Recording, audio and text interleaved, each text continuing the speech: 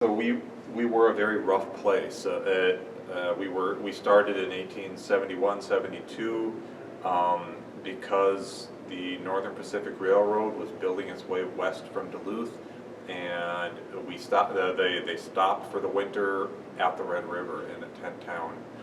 Two tent towns grew up on either side of the river. One was they called Moorhead, one they called Fargo, and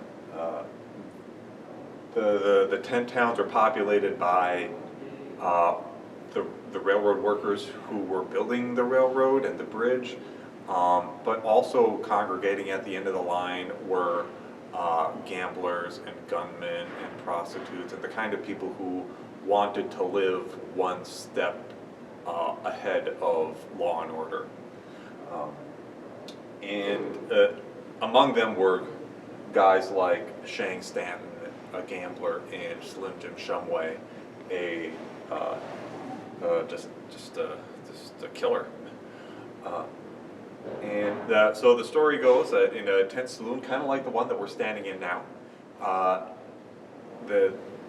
Slim Jim Shumway and Shang Stanton got into an argument, and the next day, April 25th, 1872, Shang Stanton was told by a friend that look out for Slim Jim today because he's looking to fight. And so Shang was in a saloon, and Slim Jim bumped into him and looking to cause a fight, and Shang didn't even wait.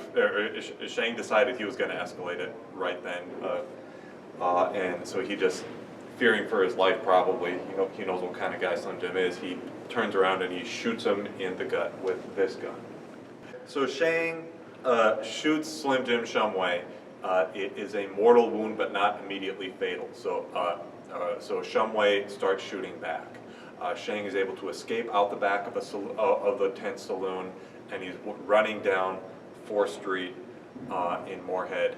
And all these events transpired about where our archivist figures it's the housewares department at Herberger's in Center Mall right now. And so he's running down 4th Street, and Shumway follows after him, shooting wildly in the streets. An innocent bystander, a saloon owner named Thompson, was hit by a stray bullet.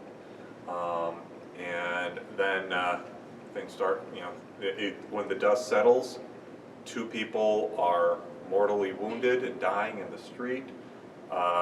2 people, Shang and Slim Jim, need to be arrested, but we have no sheriff. A mob starts to form, but some people, some of the people who would become town leaders, approached a merchant named Jim Blanchard, who had a history of being a lawman, and asked him, "Could you arrest these people?" And he agreed to.